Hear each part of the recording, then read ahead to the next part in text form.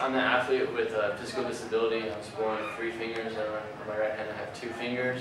And also I was born with, rickets, and where I was born with my hips dislocated. And so what that means is, as everyone else is, just born with 5 fingers on each hand, normal legs, and normal body, and stuff. My body is just different, and so with the Paralympics, it gives me a chance to kind of compete with other people who are at the same level as me.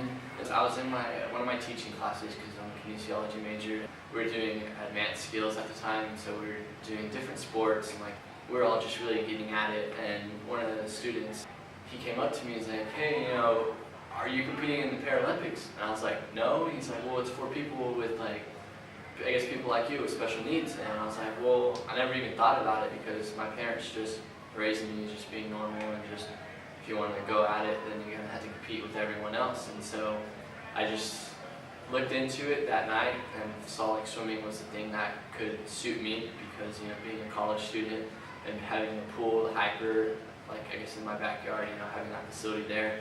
And so I just looked into it and looked at what it takes to qualify and how to get classified. And so I looked into it, and I got all that information, and then I saw my best opportunity to get classified was June at the University of Central Oklahoma Endeavor Games. And so I looked into that, and I saw that it was in the summer, and I was working at a camp. During my nights off or during my breaks, I would train and try to stay in shape. That Friday night, I took a flight to Oklahoma, and then got classified and swam my first, ever swim competition. And I fell in love with it because it was just so exciting. It was just something completely different that I've never really done. And so I did finish out the summer camp and came back to Arkansas and continued to swim and continued to get help from the University of Arkansas swimmers. And then that led me to, where I am now, just to still compete and hopefully get my shot at Rio. He's a fast learner, and he's just wants the information. He wants to learn. He wants the feedback.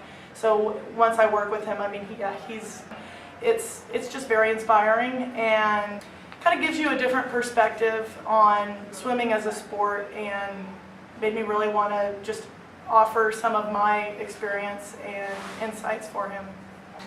I definitely think he's got a shot, especially if you look at how far he's come in only 18 months. If he continues to progress the way that he's been progressing in the sport, I think he does have a good chance. Whenever the person approached me about this idea, it was just something I felt led to do. I thought if the right doors were going to open up for me, then this is something for me to take and for me to pursue.